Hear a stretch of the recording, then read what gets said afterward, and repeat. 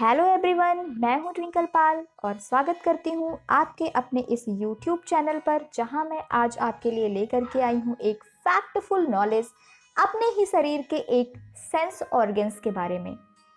जैसा कि हम जानते हैं कि हमारे शरीर में बहुत सारे सेंस ऑर्गन्स, बहुत सारे मतलब 5 सेंस ऑर्गन्स पाए जाते हैं। उन 5 सेंस ऑर्गन्स में हमारे आईज, नोज, स्किन, टंग और ईयर्स पाए जाते हैं। तो आज हम अपने इन्हीं सेंस ऑर्गन्स में से एक ऑर्गन के बारे में जानने वाले हैं, जो है हमारा ईयर। तो यहाँ हम जानते हैं कि हमारा ईयर एक सेंसरी ऑर्गन्स है जो हमें सुनने में हेल्प करता है, और सुनने में ही नहीं, सुनने के साथ साथ हमारा ईयर बॉडी को बैलेंस करने में भी हेल्प करता है। तो ऐसे में हम देखते हैं कि हमारा ईयर कैसे बना हुआ होता है, कितने पार्ट का बना हुआ होता है और उनके फंक्शंस कैसे होते हैं। तो आइए जानते हैं अपने कान के बारे में। हमारा कान जो है वो 3 पार्ट से बनकर के बना हुआ होता है, जो आउटर ईयर, मिडिल ईयर और इनर ईयर कहलाता है। हम अपने ईयर के सिर्फ आउटर पार्ट को ही देख सकते हैं, बाकी मिडिल ईयर और इनर ईयर को हम नहीं देख सकते। तो हमारा जो आउटर ईयर है वो पंखे के संरचना जैसा होता है। जैसे हैंड फैन यूज करते हैं हम, तो हैंड फैन के जैसा होता है, और उसे हम ईयर पिन्ना या फिर आरिकल कहते हैं। ये ईयर पिन्ना काम क्या करता है? साउंड वेव को कलेक्ट करने का काम करता है। आर्किल या ईयर पिन्ना साउंड को आगे ट्रेवल कराता है एक छोटे से कैनाल से, जिसे हम ऑडियोट्री कैनाल कहते हैं। ये ऑडियोट्री कैनाल आगे चल करके ईयर ड्रम या फिर उसको टिम्पैनिक मेम्ब्रेन कहते हैं, उससे जुड़ा हुआ होता है। तो ये ईयर पिन्ना, ऑडियोट्री कैनाल और ईयर ड्रम, ये 3 चीजें मिलकर के आउटर ईयर का पार्ट बनाते हैं। अब हम आगे बढ़ते हैं और देखते हैं कि आउटर ईयर आगे चल करके कैसे बना हुआ होता है।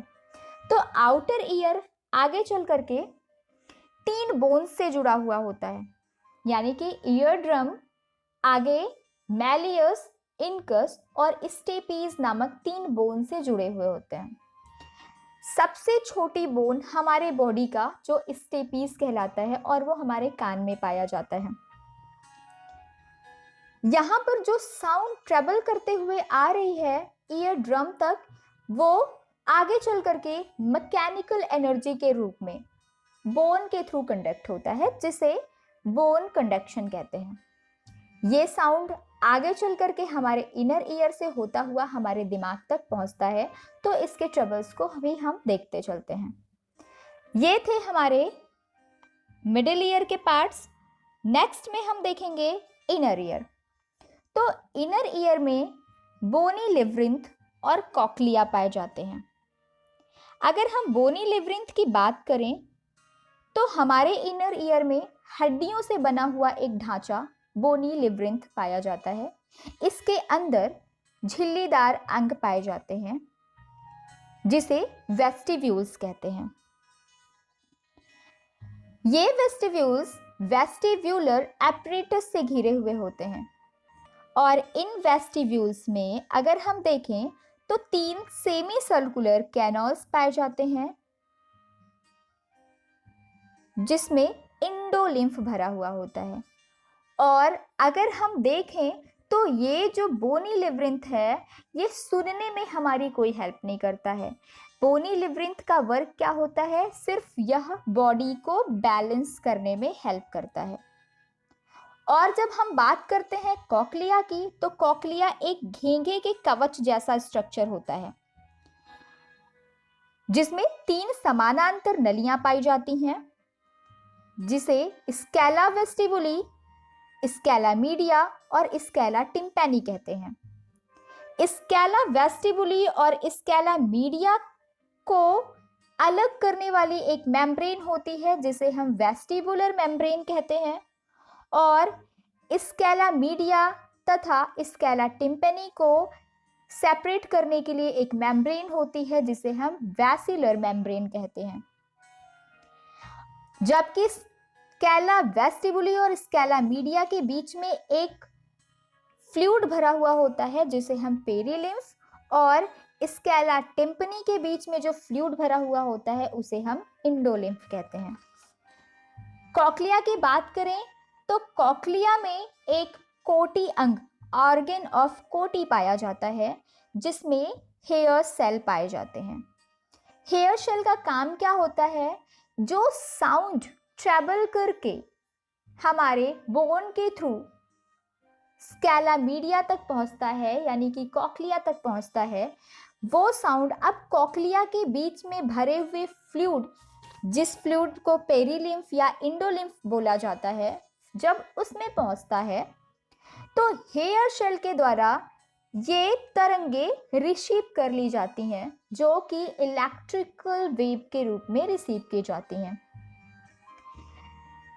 अब ये हेयर सेल इन तरंगों को इलेक्ट्रिकल तरंगों के रूप में ट्रेवल करा करके हमारे माइंड तक पहुंचाती हैं। तो इस प्रकार हमारे सुनने की प्रक्रिया समाप्त होती है, यानी कि जो साउंड प्रोड्यूस होती है हमारे एनवायरनमेंट में वो रिसीव की जाती है हमारे ईयर पिन्ना के थ्रू। ईयर पिन्ना से रिसीव की हुई साउंड ट्रेवल करते हुए हमारे ईयर ड्रम तक पहुंचता है। ईयर ड्रम फिर उसको रिसीव करके बोन कंडक्शन के थ्रू मैकेनिकल एनर्जी के रूप में कॉक्लिया तक पहुंचाता है। कॉक्लिया में जो फ्लूइड भरा हुआ होता है, उस फ्लूइड तक जब ये तरंगे पहुंचती हैं तो उस फ्लूइड में ढेर सारे हेयर शेल प्रेजेंट होते हैं जो उन तरंगों को इलेक्ट्रिकल एनर्जी के रूप में, इलेक्ट्रिकल वेव के रूप में रिसीव करती हैं और हमारे माइंड तक पहुंचाती हैं। तो इस प्रकार हमारी सुनने की पूरी प्रक्रिया कंप्लीट हो जाती है। कॉक्लिया की जो तंत्रिकाएं होती हैं उसमें वेस्टिब्युलर कॉक्लियर तंत्रिकाएं बनती हैं जो कि सुनने में, संतुलन प्रदान करने में और जानकारी को हमारे दिमाग तक पहुंचाने में मदद करती हैं। तो इस प्रकार ये थे हमारे कान के बारे में कुछ जानकारियां। अब हम नेक्स्ट वीडियो में देखेंगे इसी मैकेनिज्म को कि साउंड कैसे प्रोड्यूस होती है और कैसे हमारे दिमाग तक ट्रैवल करते हुए पहुंचती है। तो ये थे आज के कुछ इंपॉर्टेंट फैक्ट। मिलते हैं नेक्स्ट वीडियो में, तब तक के लिए have a nice day, take care.